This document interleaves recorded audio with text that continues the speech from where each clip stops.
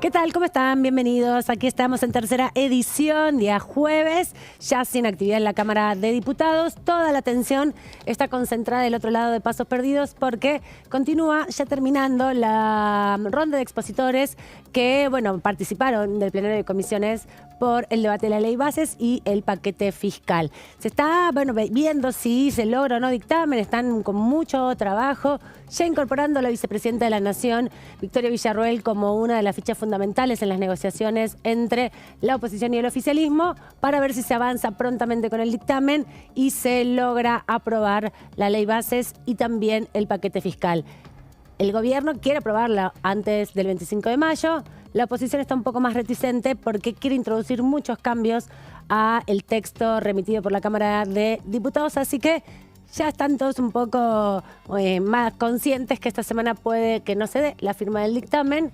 No se descarta la posibilidad nunca hasta que eso se concrete y que la semana que viene podría postergarse la sesión en el Senado para después del 25 de mayo. Pero toda esa información la vamos a reponer aquí con mis colegas y compañeros. Primero le doy la bienvenida a Claudio Mardones. ¿Cómo anda? Bienvenido. Amanda Alma, ¿cómo le va? Muy buenas tardes. Sí, efectivamente, a esta hora está la gran pregunta, si ¿hay acuerdos posibles para poder cerrar un dictamen esta semana o si eso en el Senado de la Nación va a implicar que los acuerdos incipientes y las modificaciones que van a ingresar y que están ingresando y que el oficialismo está aceptando va a implicar de que haya un dictamen la semana que viene? Eso en el Senado. En la Cámara de Diputados tenemos también una agenda que anticipa que los primeros trazos que surgen después de lo que fue la media sanción de la ley bases y el paquete fiscal. El debate educativo y también, lo último, los 5 dictámenes en la Comisión de Presupuesto finalmente para poder avanzar con la discusión de la reforma de la movilidad jubilatoria, con una fecha tentativa para el 4 de junio y algunas coincidencias que también invitan al poroteo. ¿Cómo anda Antonio Ricovene? Bienvenido, buenas tardes. Amanda Alma, ¿cómo estás? Hola Claudio. Bueno, expectantes de lo que vaya a ocurrir y del correlato que tengan las modificaciones que se negocien en el Senado dentro de esta Cámara. Hace un rato veía a Martín Menem también en el Senado participando de las conversaciones con el vicejefe de gabinete José Rolandi y también el ministro de Interior Guillermo Francos, trabajando todos en conjunto y, como bien decías en la apertura, sumando a Victoria Villarruel para poner en juego relaciones políticas que dentro del Senado fluyen, pero por fuera del Senado, dentro con lo que tiene que ver con la Casa Rosada, bueno, hay un poco más de ruido en esa comunicación. Al oficialismo le estaba costando encontrar un texto consensuado que aglutinara la gran cantidad de pedidos de modificación que tiene, así que vamos a ver de acá en más la participación que tenga Victoria Villarruel en esas negociaciones.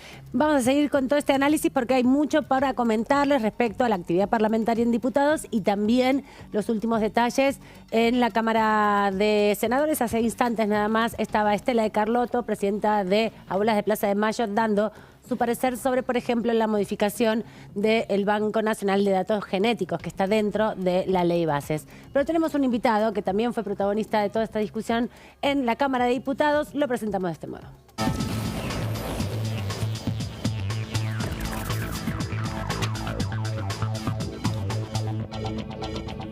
Le agradecemos al diputado Agustín Domingo por estos minutos aquí de Juntos Somos Río Negro. Diputado, participó ayer del debate previsional. ¿Qué conclusión llega de la firma de estos 5 dictámenes y cómo augura que pueda ser la discusión si se da en la sesión el 4 de junio? ¿Qué tal? Buenas tardes, Amanda, ¿cómo estás? Un saludo a todo el piso. Gracias. Sí, efectivamente estuvimos ayer trabajando en la Comisión Conjunta de Previsional y Presupuesto. Contento de haber podido llegar a un acuerdo con varios bloques del centro de los llamados bloques dialoguistas, con la UCR, con Hacemos Coalición Federal, con la Coalición Cívica y nosotros de Innovación Federal. Me parece que logramos, por lo menos nuestro dictamen, es un dictamen que nos conforma en el sentido de que fiscalmente es muy responsable porque tiene un costo muy bajo de 0,4 puntos del PBI y atiende cuestiones que si no se atienden, que si no se revisan en la actual fórmula que definió el gobierno, va a traer dolores de cabeza a futuro, va a traer juicios como estamos tantas veces acostumbrados, ¿no? Se logra equilibrio fiscal a partir de fórmulas que no son conformes a derecho y luego esto genera juicios que termina saliendo más caro al Estado. Por eso los 3 puntos en los que nosotros planteamos modificaciones son El primero, no sé si se cortó o me No, se escuchan. escucha perfecto. Se había cortado mínimamente, pero se restableció la comunicación. Ah, bien, bien. Mm. Bueno, el primer punto tiene que ver con el empalme de enero. La anterior fórmula llegaba con índices hasta diciembre, y lo que planteó en el DNU el gobierno para enero es solamente un 12,5%, cuando la inflación fue del 20,6%, entonces complementar ese 8% para evitar los juicios que ya hay fallos a favor, sabemos que van a venir si no se logra ese empalme.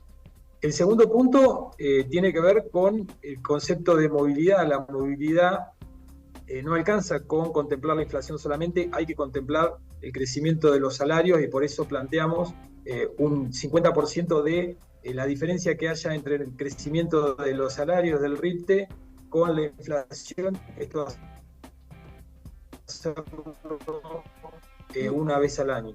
Y el tercer punto,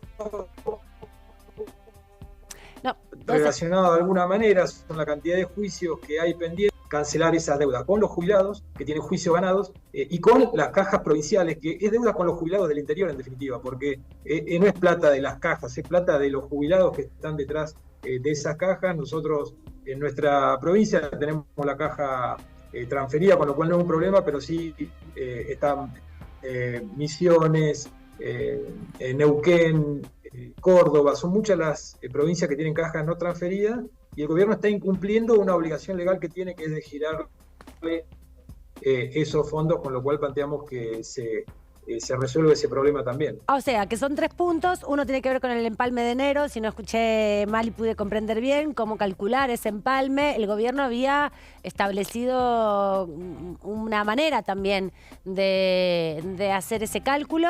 Otro tiene que ver con cómo se hace el pago mensual del haber jubilatorio con el índice inflacionario y también un porcentaje de los salarios. Y un tercero con la discusión que inició el gobierno Javier Milei vinculado a las cajas provinciales. El empalme del mes de enero, ¿cómo lo están pensando? ¿Bajo qué fórmula? ¿Cómo se puede calcular para que ese 25% de diciembre y 20% de enero pueda recuperarse de algún modo en los próximos meses? No, nosotros planteamos el complemento para llegar al 20,6%, que fue la inflación de enero. Perfecto. Ahí tenemos muchos problemas de comunicación la ahora. Nueva es por inflación, pero el complemento que es enero fue solamente el 12,5%, entonces... Exacto, le sumarían un porcentaje. Se corta justo cuando nos estás por decir las cifras. No sé por qué será, qué parte estará complotando la comunicación, pero cuando hablas de cifras se corta un poco. Ahí se te escucha. Es el 8% que falta para que la inflación de enero, que fue 20,6%. Perfecto. Digo, es el 8% que falta para que la inflación de enero esté contemplada en un 100%. Entonces, le sumarían un 8% para ser cobrado ni bien se apruebe la ley, para compensar, por más que la inflación sea más baja en ese momento, compensar y recuperar de algún modo el 20% que hubo en enero. Exactamente. Perfecto. Y lo otro que tiene que ver con la movilidad y con la evolución de los salarios reales es algo que se va a hacer una vez al año. Probablemente este año los salarios, si uno mira 12 meses hacia atrás, los salarios no hayan crecido más que la inflación, pero en la medida que el salario real se recupere, los jubilados también tienen que tener el reflejo de esa recuperación en su haber jubilatorio, porque también hay fallos de esto, ¿no? Que dicen que la movilidad debe contemplar esto, y si no, de vuelta estaríamos barriendo la basura debajo de la alfombra, y esto traería juicios a futuro que le terminarían saliendo más caro al Estado. Quería preguntarte cómo están los niveles de acuerdo con los otros sectores, porque los 3 espacios que vos comentabas, tanto el radicalismo, Hacemos Coalición Federal, como Innovación Federal, no reúnen 129 diputados para tener quórum y que sea legal la sesión. ¿Cómo vienen las negociaciones con otros sectores para que su dictamen pueda ser el principal o el que salga aprobado? Nosotros estamos abiertos a discutir con todos los bloques, con Unión por la Patria, y también con el PRO y con La Libertad Avanza. Entendemos que se tiene que lograr un acuerdo, porque estos 3 puntos que nosotros planteamos hay que modificarlo. Si no los modificamos, va a tener consecuencias a futuro. Y la verdad es que nuestra disposición es a dialogar, pero cuando nos vienen con planteos de, por ejemplo, de que no hay que pagarle a las cajas o que los fondos del FGS no se pueden utilizar. Se cortó ahí, Agustín, Domingo. Los fondos del FGS no es ni más ni menos que eso. Digo, en el pasado hemos visto cómo se utilizaban los fondos. Se nos está cortando mucho y no podemos seguir con la idea, sí, lamentablemente. Así que te comprometo para volver a conectarnos pronto y que termines de comentarnos, explicarnos un poco también esto que tiene que ver con los fondos de garantías, del Fondo de Garantías de Sustentabilidad, que es uno de los planteos y que también fue muy criticado en el momento del debate de la ley bases, pero las conexiones no son las mejores en el día de hoy y queremos escuchar también tu perspectiva. Así que te agradezco el esfuerzo con estas comunicaciones y nos vemos en cualquier momento. Bueno, me comprometo a ir al piso cuando esté por Buenos Aires. Perfecto, lo anoto ya y mi productora también te va a estar llamando para que así lo podamos concretar. Gracias por este rato. El diputado Agustín Domingo, con todas las complicaciones de Juntos Somos Río Negro, un representante tiene Juntos Somos Río Negro aquí en la Cámara de Diputados, ¿no es cierto? Y uno también del otro lado de Pasos Perdidos. Exactamente. Y ahí, bueno, la gran pregunta, si hay posibilidades a partir de estas definiciones sobre el Fondo de Garantía de Sustentabilidad del ANSES, uno de los temas que parecía que dividía posiciones entre este abanico de 5 dictámenes, ¿no? Sí, muchos dictámenes, ¿no? Para un tema sí, y que muchas venía coincidencias, tan trabajado. Amanda, me parece a mí, muchas coincidencias, especialmente si no fuera por el Fondo de Garantía de Sustentabilidad, habría muchas más coincidencias entre los dictámenes del radicalismo y las exploraciones que hicieron con Hacemos Coalición Federal y con Unión por la Patria. Veremos cómo se va desarrollando, porque también había surgido esta reunión de previsión social y de presupuesto a partir de una sesión que habían convocado y que casi logra la oposición imponer que esta discusión sea, bueno, acelerada, ¿no? Y que tenga una resolución fuerte. Sí, así es. Un tema que empezó a tratarse hace ya tiempo atrás, a principios de marzo, en la comisión que preside Brogo Recoin, en la comisión de previsión social, pero faltaba que se activara la comisión de presupuesto de Hacienda. Forzaron un poco, ¿no? Como se forzó invitados. un poco buscando el dictamen, el emplazamiento a la comisión. Finalmente, en la última sesión en la que se aprobó la media sanción de la ley bases, Germán Martínez pidió que se aprobara este emplazamiento, tomó la palabra José Luis Esperti y dijo, bueno, ya está hecha la convocatoria, así que no se pudo estirar más los plazos y finalmente se tomó la palabra de la Comisión de Presupuesto y se pasó a la firma de dictámenes también con presupuesto siendo parte, y lo que derivó en distintos dictámenes, algunas modificaciones y otras no tanto. Es decir, La Libertad Avanza mantuvo su posición, que es el decreto de Javier Milei. O sea, dice un dictamen como espejo a ese decreto. Espejo al decreto. Decreto que también en algún momento va a tener que ser analizado por la bicameral de trámite legislativo. Sí, claro. Porque, recordemos, es un decreto que regula una de las facultades legislativas que tiene que ver con fijar la fórmula de movilidad jubilatoria. Eso por un lado. Por otro lado, la decisión del PRO de mantener la recomposición de los haberes jubilatorios a partir de un plan de 12 pagos. Ajá. Que fue uno de los puntos en los que ningún otro bloque quiso acompañar, ni siquiera el 8%. El 8%. Este 8% que están planteando. En 12 cuotas. En 12 cuotas que compensaría. Sus ex socios de Juntos por el Cambio quisieron quedar pegados a un plan licuadora. De hecho, ayer el diputado Juan Manuel López hizo una referencia también a eso cuando tomó la palabra, porque mientras estaba la comisión se estaban negociando también los dictámenes. Exacto. Yo creo que lo que estaba contando Antonio es todo un termómetro también, un termómetro político. ¿Por qué lo digo? Porque en el contexto de un año en donde esto se ha escuchado mucho estos días en el Senado y ya lo escuchamos en diputados, en comisión y en el recinto, ante la ausencia de un presupuesto 2024, la negociación, todo queda a tiro, en primer lugar, de la reasignación y la ampliación de las partidas del presupuesto 2023 Y eso, a la hora de discutir algunas cuestiones tan importantes como la actualización jubilatoria, dependen de que pase finalmente por el Palacio de Hacienda.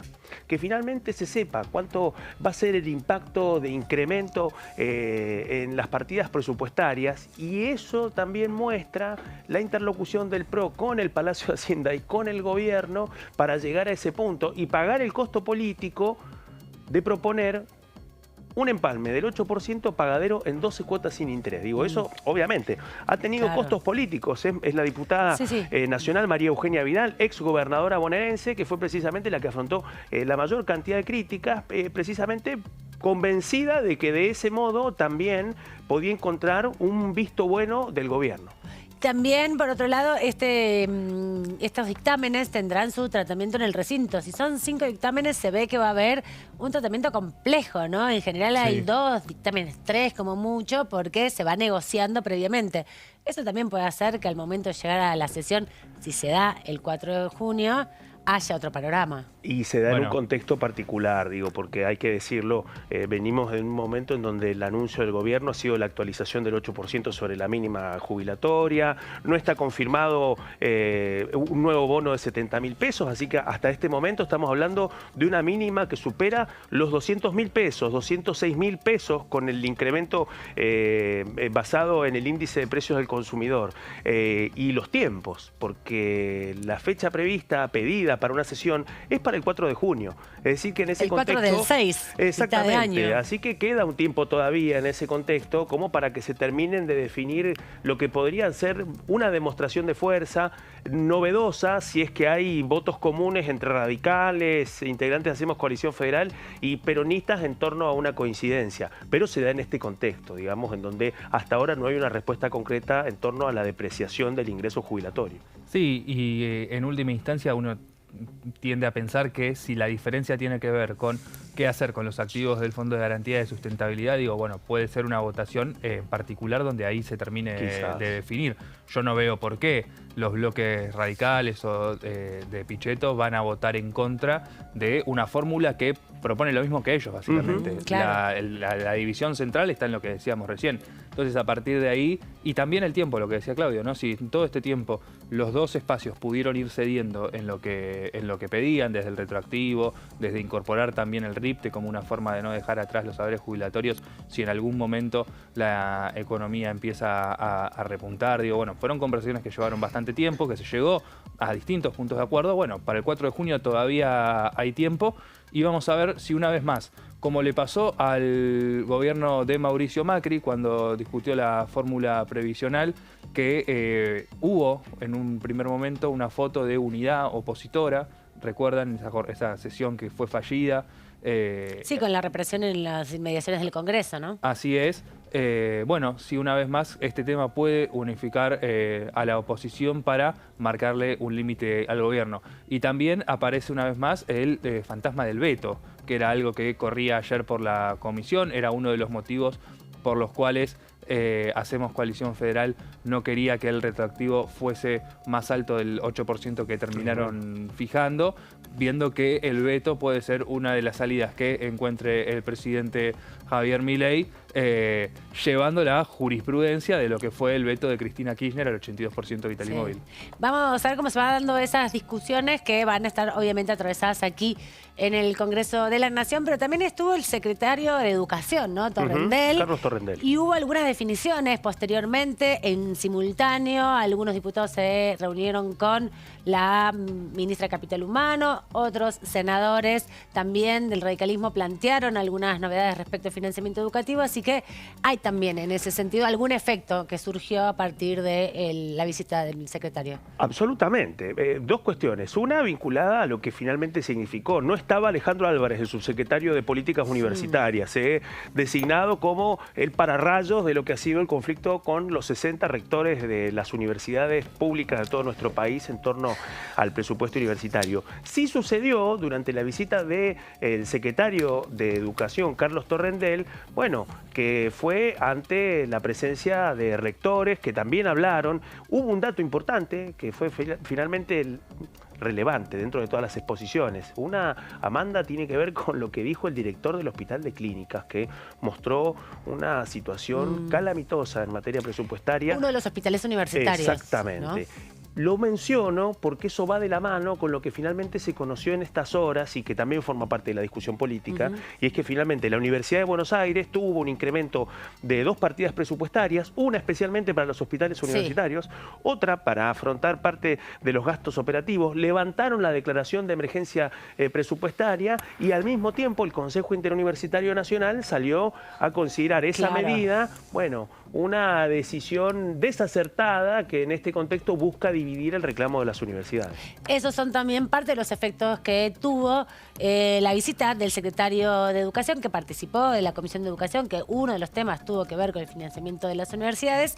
Otros temas tuvieron que ver también con el Fondo de Incentivo Docente, el reclamo que sostienen las provincias, sobre todo, de aportes del Tesoro Nacional, de las partidas que tiene presupuestarias el Ministerio, en este caso de Capital Humano, para complementar el salario docente, que es abordado principalmente por las provincias, pero con esta provincialización que se hizo en la década de los 90 de la educación y la salud, sin duda el acompañamiento y apoyo del gobierno central a estas decisiones presupuestarias. Vamos a repasar uno de los proyectos de ley que tiene media sanción en la Cámara de Senadores y que va a llegar aquí a la Cámara de Diputados en su conformación también ya al recinto, ¿no? Porque estuvieron también discutiéndolo en salud, este proyecto, Antonio. Sí, Amanda, recibió dictamen de la Comisión de Salud el proyecto que, el plan Remediar, ese plan de 2002, uno de los primeros planes de asistencia social tras la salida de la crisis de ese año, donde, bueno, lo aprobó el Senado, la media sanción, el año pasado, en 2022, tuvo giro a esta Cámara y a partir de ahí empezó el tratamiento que se coronó con el dictamen y la expectativa, ¿no?, de que una vez ya sancionada la ley bases en el Senado, con los cambios que va a venir acá a diputados, se pueda avanzar en parte con la agenda que proponen muchos de los legisladores. Contábamos recién que es un plan creado en 2002, cuando el entonces ministro era Ginés González García. Es un proyecto de ley que impulsó el gobierno anterior, particularmente la ex ministra Carla Bisotti, que estuvo acá para presentarlo. Este proyecto, bueno, contó con el acompañamiento de los distintos bloques, buscando básicamente el acceso igualitario al acceso a la salud y al acceso a los medicamentos en todo el país. Tenemos para pasar a la siguiente placa, por favor. Bueno, busca este derecho al acceso a la salud, entendiéndolo como un derecho humano garantizado en la Constitución Nacional, y para eso se prevé el acercamiento de los medicamentos, pero también del acceso a controles sanitarios en los distintos momentos y etapas de la vida de las personas, y también prevé la cobertura médica gratuita de estos medicamentos, no solamente para las personas con alguna discapacidad o como los jubilados que como rige al día de hoy, pero también pensándolo en aquellas poblaciones donde es difícil tal vez encontrar una farmacia o el abastecimiento de estos medicamentos se complejiza. Y además es como si fuera un botiquín de medicamentos, no son todos los medicamentos, sino una cantidad importante. Muchos de ellos venían de la producción pública o todavía algunos se mantienen que contienen de la producción pública de medicamentos. Se incluyen también en este paquete de medicamentos para la atención básica de la salud, los anticonceptivos, la anticoncepción de emergencia, como una práctica también de equipar a los centros de salud y a todos los espacios de atención primaria vinculados a esa primera instancia, ¿no? No es alta complejidad, pero sí, por ejemplo, hay dentro de estos botiquines del plan Remediar los medicamentos para la presión o para la diabetes, que son muy consumidos en la Argentina, porque hay un índice grande de pacientes que están afectados por la diabetes o, por ejemplo, por estos problemas también renales. Sí, así es. Lo decías de los botiquines, recién se estima que son 433.000 los botiquines para entregar con este proyecto y que ya alcanza a 90 millones de tratamientos durante el periodo que se llevó a cabo este plan Remediar para las distintas personas, que implicó una transferencia de dinero que duplicó lo que se venía entregando. Claro, porque además no solamente se amplió, porque antes eran cuestiones básicas como paracetamol, como aspirinas, como ibuprofeno, y se fue ampliando a lo largo del tiempo, incorporando estos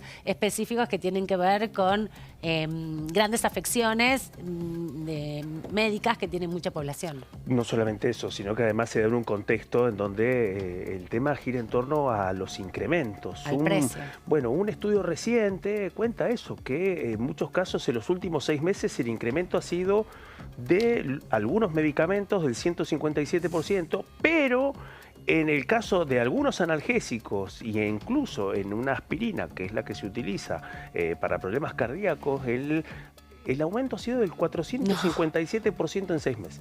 Una locura. Es un proyecto que también prevé la capacitación para los profesionales de la salud.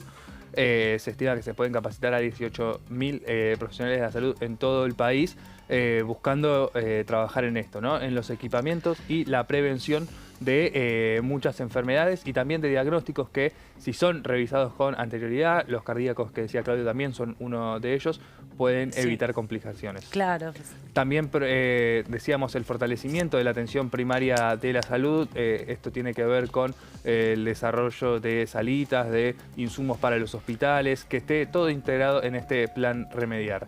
También, bueno, tiene su forma de control para la eficiencia y la transparencia del uso de los recursos, prevé distintas auditorías y trabajos en conjuntos con organismos que apunten a esta transparencia para los recursos y una distribución equitativa, pensándolo a nivel no solamente de ingresos, pero sino también regional, porque no es lo mismo las necesidades que se pueda tener en el conurbano bonaerense como en la Puna o en la Patagonia, en estas tantas regiones que tiene este hermoso país. Exactamente, o sea que ya tiene dictamen y si las negociaciones van encaminadas, el proyecto podría estar la próxima sesión, ¿no? Si se da el 4 de junio, no solamente entiendo, se discutirá el proyecto de movilidad jubilatoria y de actualización que tuvo dictamen en el día de ayer. Está este otro proyecto. Hay otros proyectos también de salud dando vueltas y veremos qué pasa con la ley bases. Y bueno, es que ahí está el tema, porque todo puede cambiar en la medida que finalmente se defina cuál va a ser la agenda, con modificaciones de tanto el paquete fiscal como de la ley bases en el Senado. Lo más seguro es que llegue al recinto, pero con modificaciones, y ahí viene el otro momento. La segunda revisión, el envío nuevamente a la Cámara de Diputados y, bueno, los debates en torno al artículo 81 de la Constitución. Vamos a ver, eso va a ser otro tema. Más adelante lo vamos a estar abordando, todos los pormenores de cómo se da justamente un proceso de modificación de proyectos en una Cámara y la otra y cuáles son las estrategias que se tienen que dar para que finalmente quede sancionado. Nos vamos rápido a la pausa, volvemos que tenemos más para compartir con ustedes. No se vayan.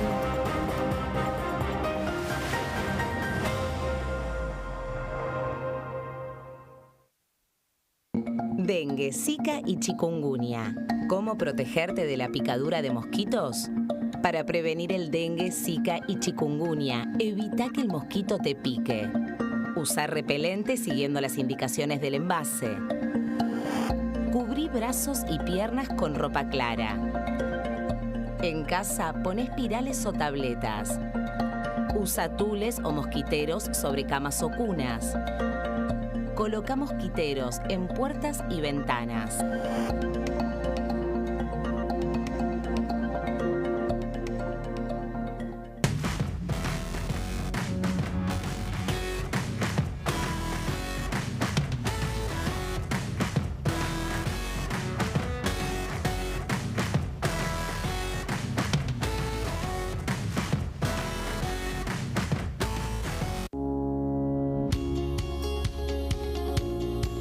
La Cámara de Diputados tiene 257 miembros. Los diputados debaten y sancionan leyes que rigen en todo el territorio nacional. Algunas de las más importantes son el presupuesto de gastos generales del Estado, el Código Civil, el Código Penal, la forma en que se rige el trabajo, las jubilaciones, entre tantas otras. Además, controla y hace un seguimiento de las políticas del Poder Ejecutivo a través de la visita de diferentes funcionarios o el pedido de informes, así como la posibilidad de realizar juicios políticos a los funcionarios. La duración de los mandatos de los diputados es de 4 años y pueden ser reelegidos indefinidamente. Desde el momento en que asumen y hasta el final de su mandato, no pueden ser acusados, interrogados judicialmente ni molestados por las opiniones o discursos que imitan desempeñando su mandato. Son requisitos para ser diputado tener al menos 25 años, 4 años de ciudadanía argentina y haber nacido en la provincia por la que se postula o haber residido en ella los 2 años precedentes. Se agrupan en bloques que expresan partidos políticos o afinidad ideológica. Existen también los monobloques integrados por un solo diputado.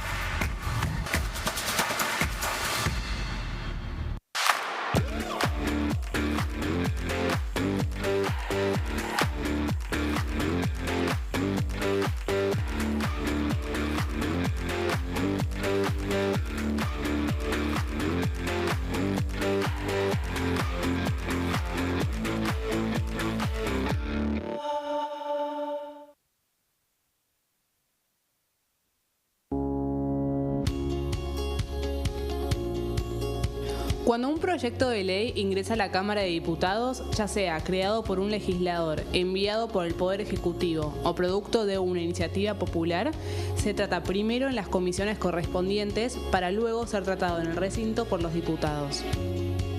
Las comisiones son el ámbito de análisis y debate sobre los proyectos de ley conformadas por legisladores de distintos bloques.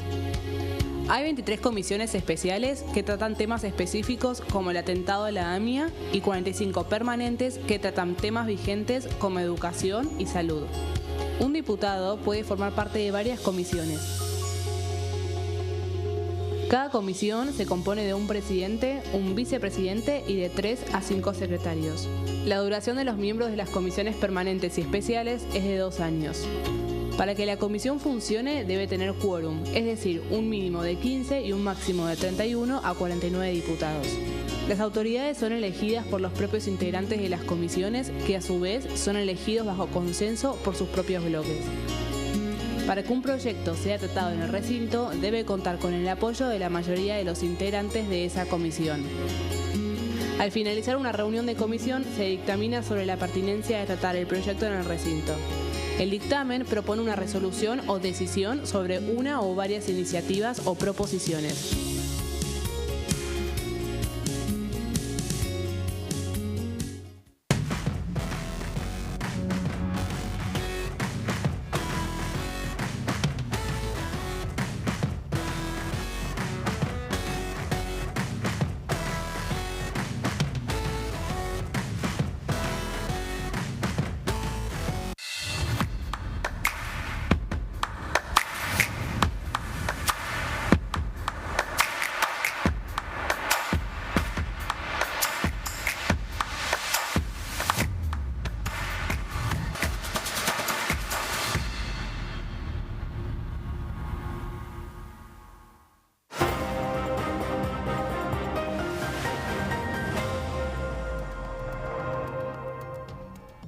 Segundo bloque aquí en Tercera Edición. Les prometimos que íbamos a tener más información de lo que está pasando del otro lado de los pasos perdidos, porque por estas horas hay muchas reuniones, ya que concluyó la etapa de invitados, de expositores en el tratamiento de la ley Bases y Puntos de Partida y también en el paquete fiscal.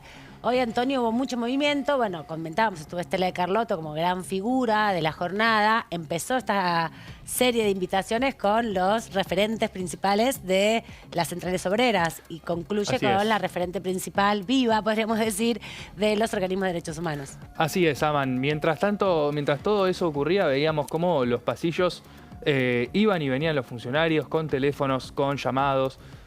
Muchos de ellos reunidos en salones anexos al Salón Azul, donde estaba la reunión del día de hoy, esperando que llegue las respuestas del gobierno a los planteos que empezaron a hacer los senadores. Uno de los avances en la negociación de hoy tuvo que ver con que se acordó que la oposición dialoguista iba a armar su propio borrador, su propio dictamen, y a partir de ahí el gobierno iba a ver qué aceptaba y qué no. Porque lo que les pasaba es que, bueno, hay que pensar que hay cambios desde Mónica Silva de Juntos Somos Río Negro hasta Guadalupe Tagliaferri. Entonces la intención es que... Del PRO de la ciudad.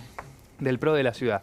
Entonces la intención es unificar todos los cambios, que eso lo evalúe el gobierno y a partir de ahí avanzar en un dictamen consensuado. Lo que hay que decir, si bien se demora y se dilata la firma del dictamen, en el Senado sigue habiendo una gran voluntad de colaborar con el gobierno, de armarles el dictamen, de ver qué votos tienen, qué firmas no tienen, porque recordemos, Unión por la Patria está también muy cerca de conseguir su propia mayoría o de fragmentar a la mayoría que armó Victoria Villarruel en el Senado para que puede llegar a ocurrir que el dictamen de mayoría que quede sea el de rechazo de Unión por la Y Patria. además, Claudio, la experiencia que tenemos del funcionamiento del Senado en este contexto ha sido solamente el tratamiento del DNU. Totalmente. Lo otro fue consecuencia de lo que ya se venía conversando. Tratamiento del DNU 7023 y el fantasma de lo que fue. Se han pasado 2 meses, 2 días de ese rechazo del 14 de marzo, en un contexto donde sí, la mayoría que había construido Victoria Villarruel para definir autoridades finalmente se diluyó cuando llegó el momento del debate del DNU 7023. Venimos de una semana en donde también estuvo el jefe de gabinete Nicolás Pose. Ayer nomás. Exactamente. Y con un oficialismo que empieza a tomar nota de 2 cuestiones. Señales que surgen de la Casa Rosada. En primer lugar, segunda semana de desdramatización del corrimiento de los plazos que el presidente Javier Milei había autoimpuesto. Exacto. Para llegar al 25 de mayo con la ley base sancionada por las 2 cámaras del Congreso y también por el paquete fiscal. Ya le bajaron el precio a eso. Esa señal también empieza a mostrar que finalmente el Ejecutivo asume que va a volver con modificaciones a la Cámara de Diputados en una experiencia de negociación en donde se esperaba que si llevó 4 meses y 2 intentos en la Cámara de Diputados, era muy difícil que llevara 3 semanas en el Senado. Incluso, esto que bien nos detallaba Antonio Ricovene, la idea del dictamen propuesto por los dadores de quórum desata este interrogante en algunos, como diciendo, recién ahora viene el tema del pedido del dictamen alternativo. Recién ahora, otro quejido que se puede escuchar en los pasillos, Sí, especialmente de los alrededores del Salón Azul, que tiene pasadizos como para poder reunirse en forma paralela. Te ¿no? digo que también en otro sector del Senado, que no es justamente el Salón Azul, pero que tenés que pasar por adelante de esa puerta para llegar al Salón Azul. Provincias. Otra rosquita. Más cerca de la puerta, podemos decir, donde está la representante de otro poder, también plantean a esta hora se está convocando esto. Bueno, exacto, esa ahí hay un evidencia. tema. Otro termómetro también, porque creo que de este modo, y este es el saldo político en esta situación, que independientemente de lo edulcorado que puede concretarse un encuentro, una escena el próximo 25 de mayo, lo cierto es que el oficialismo se empieza a dar cuenta y el Ejecutivo de qué posibilidad de que salga la ley. Y en ese contexto es donde empiezan a aflojar en un marco de una negociación en donde ya la posibilidad de volver con modificaciones a esta Cámara en una segunda revisión ya no aparece como el non plus ultra, digamos el no más allá, que surgía hace una semana después de la reunión que tuvo la secretaria general de la presidencia, Karina Milei, con las autoridades de la Libertad Avanza y el PRO en el día del paro, 9 de mayo, en el primer piso de la Casa Rosada. Bueno, de aquel 9 de mayo hasta ahora, bueno, nos encontramos con otra foto, pero sí, la pregunta de varios y varias, diciendo, bueno, ahora llegó el momento. Bueno, ha llegado el momento. Ha llegado el momento. Nosotros tenemos el momento ahora para repasar lo que decía el diputado Capozzi del PRO de Río Negro hace un ratito nada más temprano con nuestros colegas, sobre los temas de debate. Recuerden, está la fórmula provisional, está también la discusión sobre financiamiento educativo y también otros proyectos que se estuvieron discutiendo, como la situación en particular de los yerbateros y de los productores del té. De todo esto un poco habla el diputado Capozzi. He presentado un proyecto de ley sobre inmovilización de buques no identificados. Ah, muy bueno eso, muy bueno eso. Sí. ¿Cómo te banco? Sí. A ver, contame de qué se Bueno, trata. Claro, a ver, partiendo de una premisa que es la preservación de la vida en el mar, nosotros en nuestro proyecto decimos que se debe identificar al buque e inmovilizarlo una vez agotadas todas las instancias que un protocolo exige, es decir, primero mandarle las señales, comunicaciones por radio, presencia física si pudiese haberla, para disuadir al no identificado, no solo el buque pesquero, porque acá el comercio ilegal, nosotros pensamos que nuestro gran depredador son el 75% de los buques que están justo en el límite de la milla 200, son chinos, pero no es así, y tampoco sabemos qué es lo que están traficando o por qué o pretenden ingresar a nuestro territorio, a nuestra plataforma. Claro. Pero además, más que esta preocupación que tenemos, la Argentina o el argentino no está suficientemente informado o directamente no tienen información sobre cuál es el trabajo que realiza Prefectura Nacional Marítima. Prefectura Nacional tiene, y acá sin falsas modestias, uno de los servicios más desarrollados del mundo gracias a nuestra tecnología satelital. Cuando el mes pasado hubo representantes de los guardacostas de Estados Unidos acá en Buenos Aires y fuera de las 200 millas, uno de estos guardacostas con los cuales se hicieron distintos tipos de ejercicios, pero sin ingresar, no hablemos de la 12 millas marítimas, que es la de soberanía, sino la de zona exclusiva económica, tampoco ingresaron ahí. A ellos les sorprendió que tuviésemos acá en la calle Madero 235 concentrada toda la información. Hoy yo podía ver cómo se desplazaban más de 175 buques justo en el límite de la milla 200. Esta infraestructura que nosotros tenemos sirve fundamentalmente para seguir no solo los buques, sino los cardúmenes. Es decir, cuando hablamos de estas especies que corren el peligro de extinción, un buque de prefectura o de la marina que fuera no es tan importante como este seguimiento satelital que a través de prefectura se le puede dar. Bueno, algunos de los proyectos que estaban circulando, les decíamos, sobre todo estos que tienen que ver también con la frontera marítima y con la costa, porque desde ya el año pasado venían intentando, con dictámenes que luego quedaron sin estado parlamentario, regular y poner el foco un poco más intensamente, podríamos decir, en las vías navegables argentinas. Así que el diputado Capozzi también recupera un poco esta tradición que se venía dando en los últimos años en la Argentina, aquí en la Cámara de Diputados, pero que no concretaban finalmente su llegada al recinto.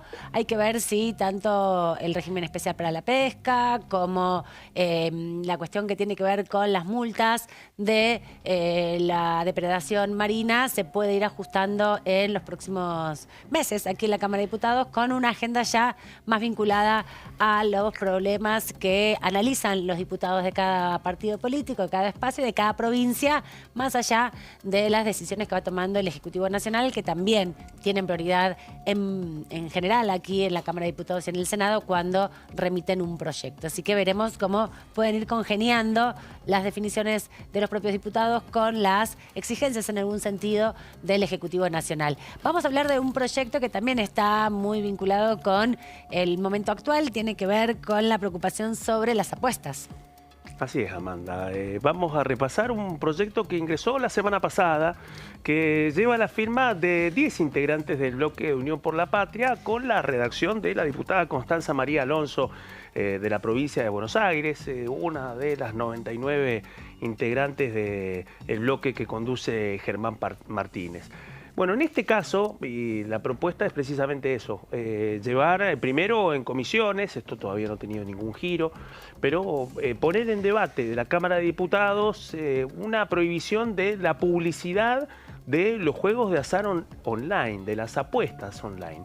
Y eso nos permite poder repasar un dato importante que ha pasado un poco inadvertido, salvo cuando vemos un partido de fútbol. Y cuando vemos un partido de fútbol, vamos a notar que los principales auspicios que tienen las camisetas de equipos muy importantes de primera división son precisamente empresas dedicadas a las apuestas online, no solamente de juegos de azar, sino también de apuestas deportivas. Es precisamente lo que este proyecto busca focalizarse. Y Primero, la definición, el alcance, tiene que ver esto con, en primer lugar, establecer una prohibición total de la publicidad vinculada a las apuestas online.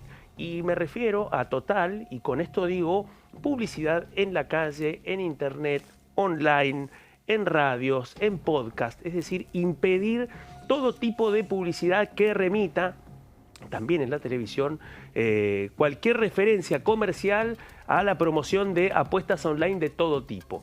¿Quiénes son los alcanzados? Bueno, loterías, juegos de azar, apuestas deportivas, apuestas hípicas. Bueno, y el capítulo de las apuestas deportivas, obviamente, tiene otra actualidad en este contexto y en esto que decíamos en el comienzo. La presencia de las apuestas deportivas en el mercado y la oferta de las apuestas en este momento, algo que ha ido creciendo mucho y que no tiene una regulación. Independientemente de su nivel de penetración, lo cierto es que hasta ahora no tiene una regulación. Hay que ver si la tendrá también, porque si prospera este debate, se abre un interrogante también y un termómetro para la Cámara de Diputados para ver si hay chances de poder regular algo que avanza de manera incipiente, pero que tiene una presencia que hasta ahora ha pasado inadvertida. ¿Qué es lo que plantea? ¿Cómo regularlo? Lo vemos en la siguiente placa. Bueno, lo que propone son 3 tipos de sanciones el proyecto. 3 niveles. En primer lugar, una sanción pecuniaria de 20 a 100 salarios mínimos vitales y móviles en este contexto de primera sanción. De 20 a 50, es decir, un pago de una multa. La segunda multa directamente tiene que ver con la suspensión de la licencia para operar, tanto para una lotería, para un juego de azar o como para una empresa de apuestas deportivas online. La segunda pena es precisamente la suspensión de la licencia para poder operar. Y la tercera es finalmente quitarle la licencia e impedirle la posibilidad de intervenir en el mercado como lo venía haciendo. Acá hay un tema y lo vemos en la siguiente placa. Gira en torno a la excepción. Claro. ¿Dónde queda la excepción, Amanda, acá? Y solamente en el interior de las salas. Solamente no va a estar violada esta ley, en el caso de que se transforme este proyecto en ley, no va a ser violada esta norma dentro de las salas de juegos, dentro de los locales de venta de lotería. Ahí sí podrá verse un banquito para sentarse a apostar. Y una publicidad en donde aparece una invitación. Pero, obviamente, con la frase, como si fuera un paquete de cigarrillos. Pero en este caso, la frase, jugar en exceso es perjudicial para la salud. Esa es la frase que debería aparecer en cualquier tipo de publicidad gráfica de venta o propuesta de apuestas online, tanto para juegos de azar como para apuestas deportivas. Bueno, pero uno dice, pero ¿es necesario avanzar en un tipo de regulación de esta índole? Vamos a repasar en esta placa un poco los números para poder comprender su dimensión.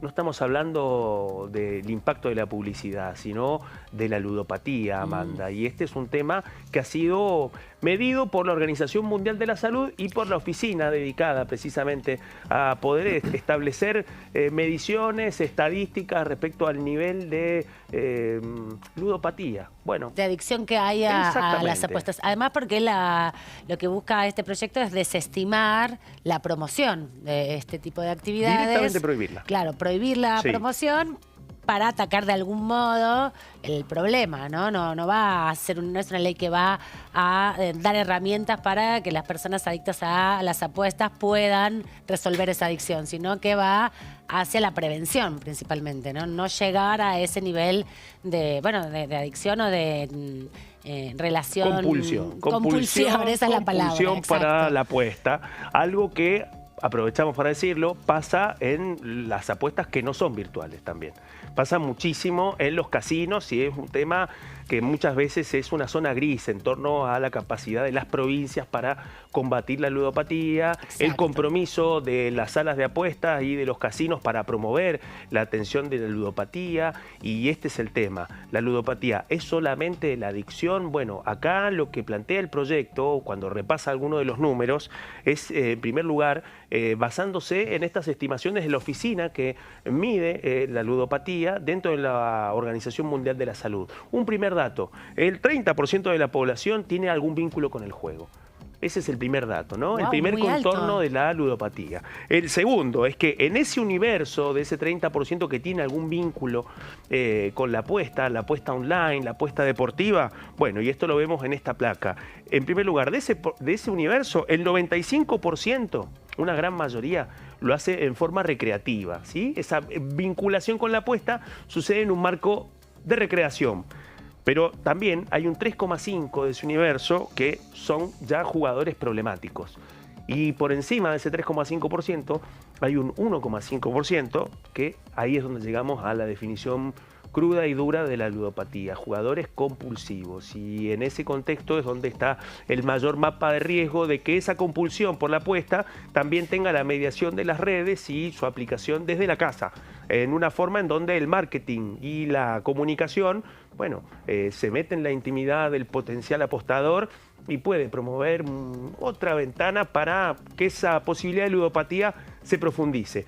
Vamos también a ver otra placa también, porque no tiene que ver solamente esto con la definición de la ludopatía, sino lo que pasa en la Argentina. ¿Cuáles son los cálculos que hay respecto a nuestro país? Bueno, se calcula que en la Argentina hay 19 millones de jugadores y jugadoras. A eso se suma otro dato importante, que se estima que eso es 7 de cada 10 argentinos juegan de algún modo. Bueno, y ahí es donde esos 7 cada 10... De cada 100. De cada 100, perdón, son considerados adictos. Ahí, o sea, que hay muchos que juegan, pero hay un grupo que son considerados adictos. Exacto. Lo mismo de lo que contábamos recién. Ese 30% de la población que tiene alguna relación con el juego, un 95% que lo hace recreativamente, un 3,5% que ya tiene una relación problemática y un 1,5% que directamente es un apostador compulsivo. Y vamos a las cifras, y con esto cerramos este informe, lo vemos en esta última placa, y es cuánto mueve el negocio de las apuestas según el informe global del mercado de las apuestas con sede en Estados Unidos, y que es una de las uno de los datos que el proyecto también toma y que busca exhibir, y lo vamos a ver precisamente, y es esto.